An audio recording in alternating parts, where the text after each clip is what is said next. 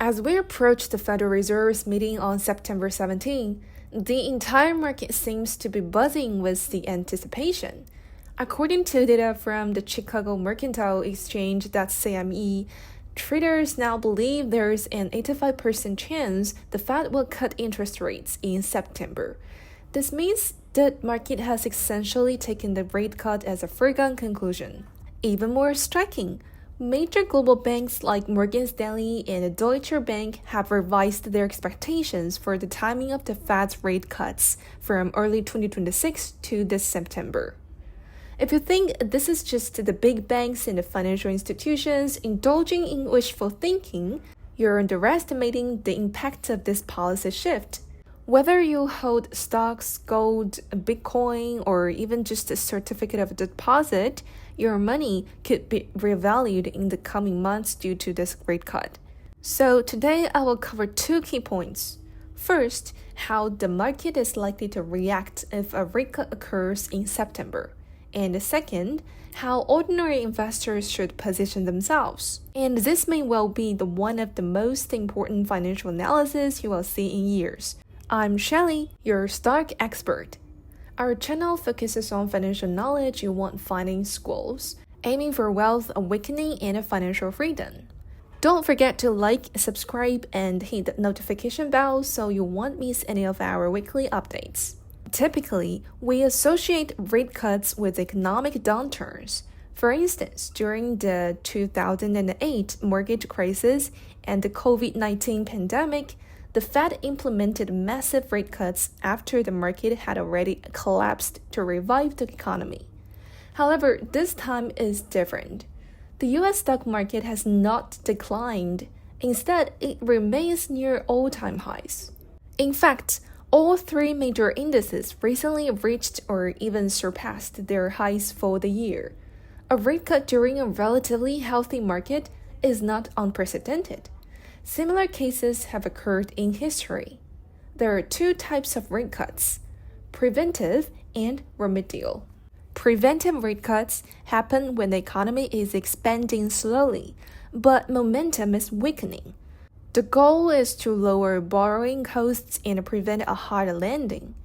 Remedial rate cuts, on the other hand, occur after a recession, using aggressive monetary policy to save the economy. Initially, a preventive rate cut typically doesn't trigger an immediate surge in the stock market. Instead, it may lead to some volatility as the market needs time to digest the rate cut signal and reprice assets.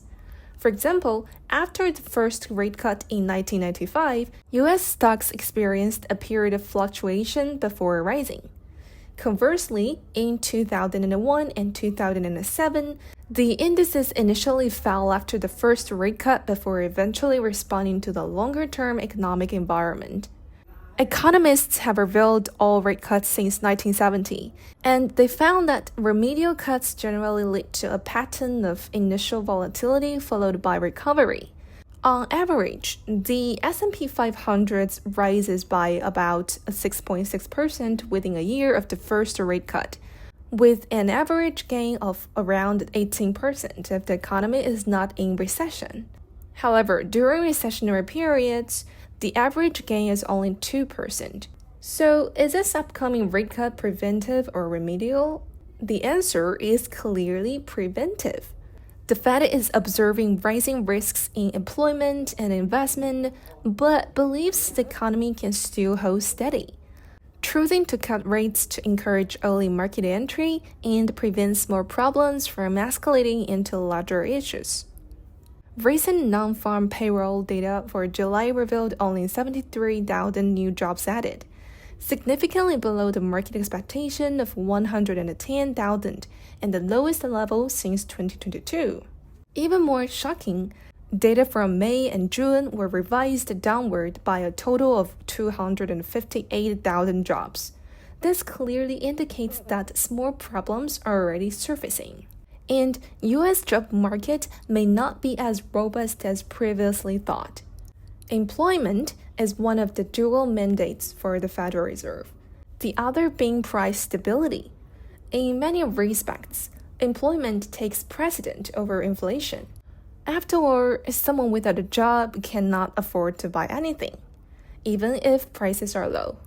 And this is why, following a string of disappointing employment data, Jerome Powell's rhetoric has begun to shift. At the Jackson Hole meeting, he emphasized the need to remain vigilant about inflation, while also acknowledging the rising risks of a slowing labor market, implying that policy adjustments may be necessary, a clear signal for a potential rate cut. This preemptive action is also related to fiscal pressures. The U.S. federal debt has now surpassed $37 trillion, with interest expenses soared above 5% in a high-interest rate environment, putting the government in a precarious position. Rate cuts serve not only as a tool for economic adjustment, but also for managing debt. Lowering interest rates can gradually reduce the marginal cost of government financing and alleviate the burden of rising interest payments. In addition to weakening employment and fiscal pressures, the Fed's own policy framework is subtly changing. In the past few years, the 2% inflation target was seen as 6%. Now, Powell seems more willing to accept inflation fluctuating around the 2% mark. This makes policy responses more flexible, allowing for rate cuts even with slight inflation overshoots if employment weakens. However, despite the apparent clarity in the policy direction, there remains a significant divergence of views within the market regarding the timing of rate cuts. Currently, expectations for a rate cut are exceedingly high, leading to a division in perspectives. One camp, the aggressive faction, argues for an early cut, emphasizing the clear weakening of employment data and the evident economic slowdown. They contend that if the Fed fails to act, it would be ignoring reality.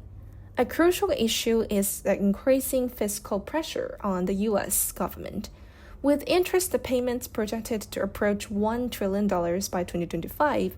This suggests that a substantial portion of tax revenue will be allocated to serving debt. If rates remain high without cuts, the fiscal burden will only escalate, necessitating action to protect the economy from the potential of a small recession becoming a reality. On the other hand, the cautious faction expresses concerns about the implications of an early rate cut potentially reigniting lingering inflation pressures.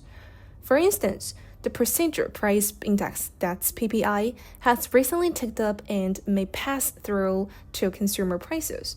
They are also worried that with the unemployment rate still relatively low, a hasty cut might send overall pessimistic signals about the economy.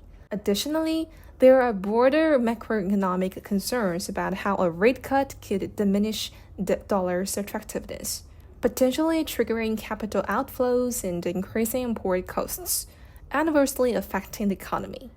Thus, the debate is not just about whether to cut rates, but also how and when to do so. Regardless of ongoing discussions, once a rate cut takes effect, borrowing costs will decline, which will ripple through the economy and reflect in asset pricing. When money becomes cheaper, even if cash flow remains unchanged, asset values will rise. For example, consider a chain restaurant projected to earn $300,000 over the next 3 years. In a higher interest rate environment, you might be willing to pay $200,000 for it. But as founding costs and opportunity costs decrease in a lower rate environment, the same income could justify a valuation of $250,000 or even $280,000. This is why whenever rates decline, asset prices typically rise, even when its fundamentals remain static. So, how does the impact of a rate cut actually translate into your finances? Initially, the Federal Reserve will lower interest rates, which serves as a benchmark rate for interbank overnight lending and anchors the entire interest rate system.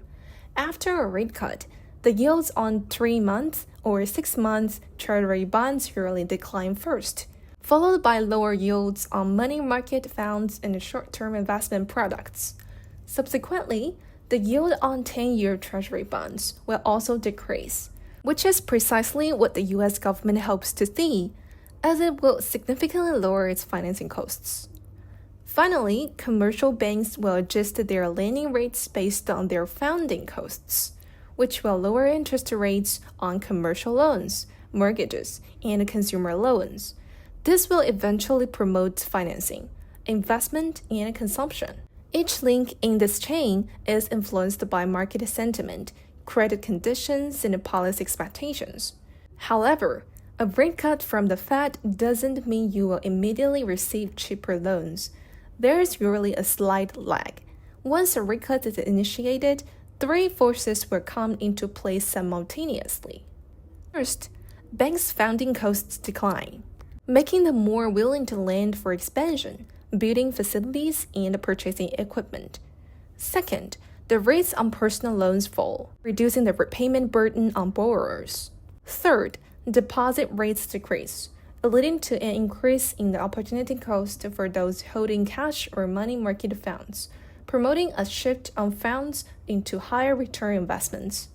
Historically, after each preventive rate cut, initially stock prices may not surge immediately following a rate cut, as the market has often already priced in the expected change.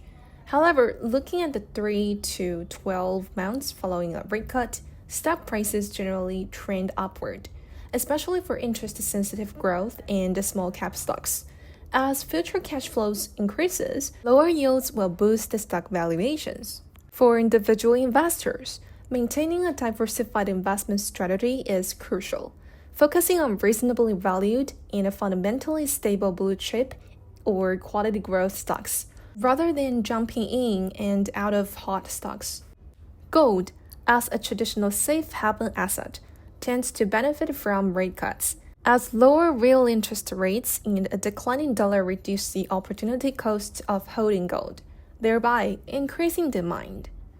Since gold is typically priced in dollars, its value is inversely related to the dollar's strength.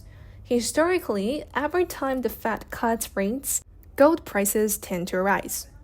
So, investors should consider allocating a portion of their assets to gold as a hedge against the inflation and dollar volatility. However, it's advisable not to have too much exposure. A smaller allocation within the overall portfolio is prudent. Bitcoin is also very sensitive to liquidity. When more money is in the market, some of it naturally flows into Bitcoin, driving up its price. However, Bitcoin is known for its volatility, often experiencing swings of 5% to 10%. Investors should be cautious with their holdings. My perspective on Bitcoin has evolved significantly over the years. I now view it as a long-term growth asset that may experience larger short-term fluctuations. Holding cash and deposits during a rate-cutting cycle is generally less meaningful. The traditional notion of cash is king doesn't hold as strongly in this environment, as deposit rates and money market yields decline, increasing the opportunity cost of holding large cash reserves. On top of that, the stock market is currently at a cyclical high. In times like these, defense becomes paramount. Establish a solid base before pursuing additional profit opportunities. If you've made it this far and found this video helpful, don't forget to subscribe and give a thumbs up. I'm Shelly, your private stock expert, and I'll see you in next video. Bye!